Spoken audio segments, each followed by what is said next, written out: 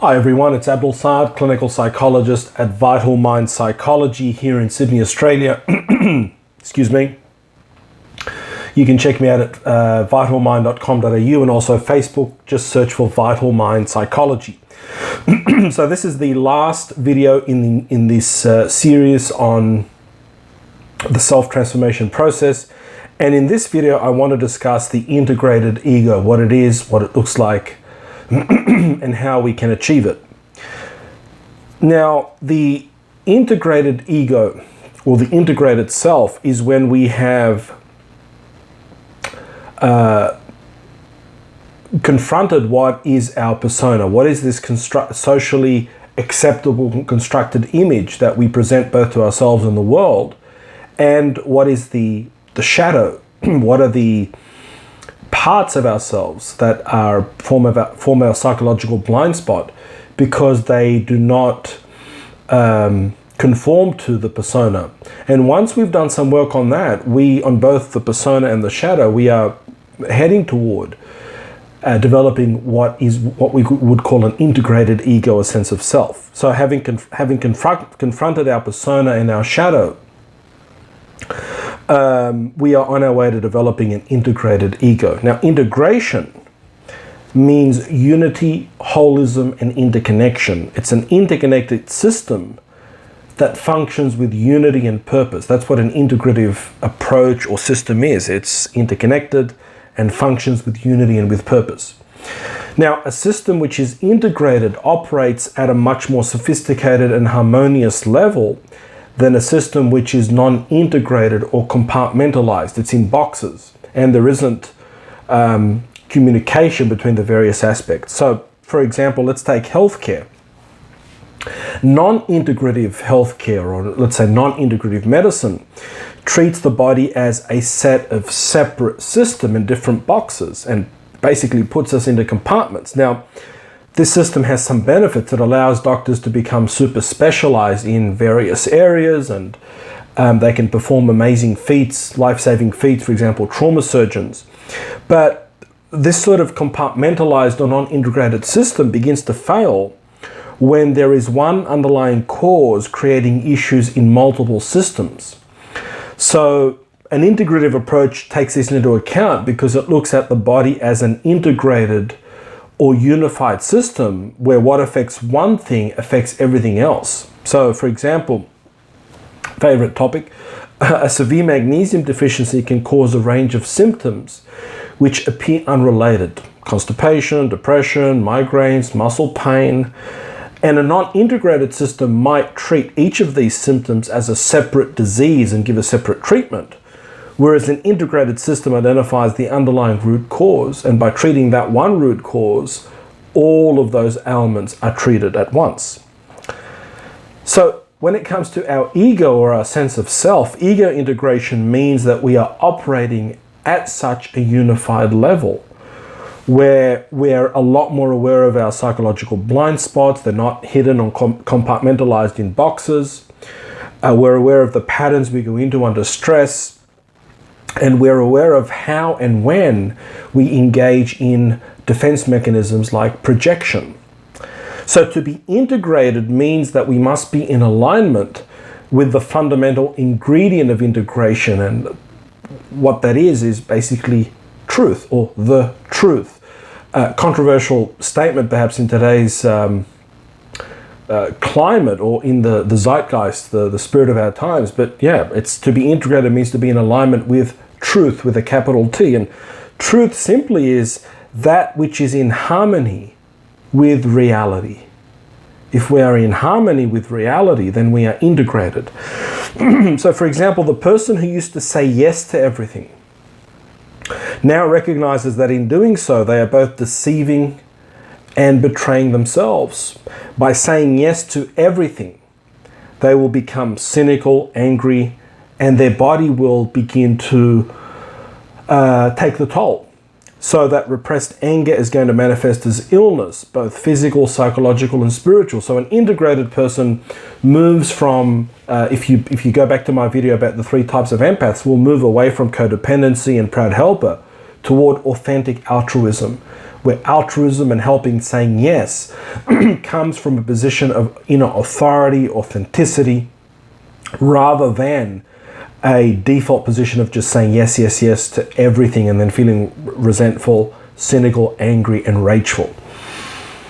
So once we have experienced some level of ego integration, once we're no longer living in compartments, we've confronted our persona, we've done work on the shadow, we've looked at the core underlying emotions that are causing disturbances, anger, shame, fear, we are forever changed. Now, what does that mean? That sounds like a dramatic statement, being forever changed. What it simply means is that, what it doesn't mean that we will remain integrated 24 hours of the day.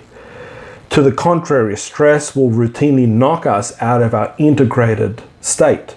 But the difference is, because we've experienced some level of ego integration, our descent into our prior patterning will not be as severe and as deep. And we can recover quicker because we recognize we're in pattern. So at a neurological level, the brain begins to be reshaped through this process because we have activated new and more sophisticated neural networks, which can override the earlier patternings which we would go into. At a psychological level, the mind has now access to more mature archetypes or behavioral patterns that transcend us as an individual, that are universal behavioral patterns that are accessible to the entirety of the human family. So, for example, an integrated empath begins to access more of their warrior archetype, which is actually going to help them to be an integrated empath, to be an authentic altruist. Whereas before integration, they were feeling resentful, rageful. The body may be riddled with illness as a manifestation of the body's rejection or protest against how the psychological programming of the empath is actually derailing their own vitality and physical health. At a spiritual level, with integration, we've experienced some level of awakening, and we begin to recognize the unity of the human experience while still adhering to our values, but without the need to impose them on others or to condemn others. So here's a list of characteristics of adults with good ego integration. I'm just going to read them out. I'm not going to flesh them out, but I think it's important to go through this list so you have a sense, a three-dimensional sense of what does it look like when someone has achieved the level of ego integration. So the capacity to tolerate negative emotions. So generally, stability of mood is a good sign of ego integration. The capacity to experience a stable internal sense of self that doesn't rapidly shift under stress. Having realistic and reliable self-esteem, neither overly inflated and grandiose, nor overly deflated, depressed, and negative. The capacity to experience others in a stable way, so that our experience of others doesn't fundamentally shift depending on our last interaction with the person, if it was maybe negative or ambiguous, or depending on how we feel at any point in time. A well-developed conscience, morality, values, ethics is another sign of ego integration. The capacity for impulse control, for delayed gratification. The capacity to retain reality testing under pressure. The technical term for this is the capacity to mentalize, to be able to think in terms of mental states and understand that people have different internal mental states than us. And that is a difficulty, for example, that people with borderline personality disorder have. There's a breakdown in the function of mentalization under stress, which is why the borderline personality is a sign of poor ego integration. The capacity to be flexible, not rigid, not dogmatic. The capacity to experience ambiguity, shades of grey, ambivalence. The capacity for humor. The capacity to experience setbacks, to accept limitation. The capacity to engage in leisure, to experience passion and vitality. The capacity for self-disclosure to appropriate others, to allow others in, to see aspects of ourselves which those that are not in our inside circle would not get to see. And the capacity to form secure, stable relationships, and the capacity to experience a sense of autonomy and a sense of agency. So my hope in recording this latest series on self-transformation, my real hope has been that it will awaken within you, the viewer, the seeds of your own self-transformation. I've been very, very heartened by the feedback in the comment section, in emails.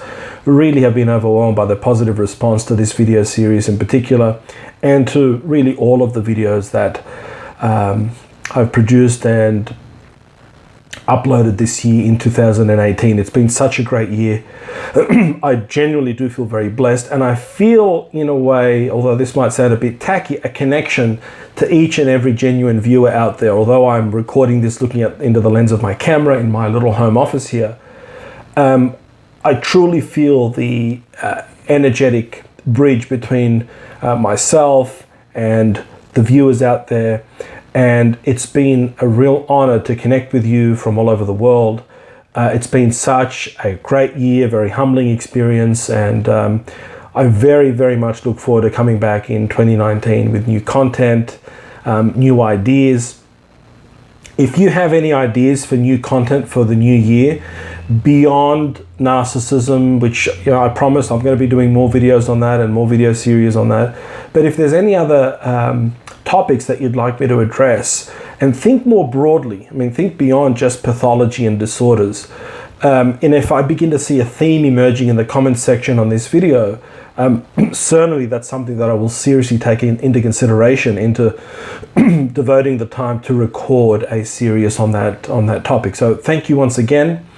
I hope that you have had a good and restful holiday period for those of you that get to take some time off, and I wish you all the best for 2019. God willing, take care of yourselves, guys, and I'll see you in the new year. Deo Volante, God willing. Take care. Bye-bye.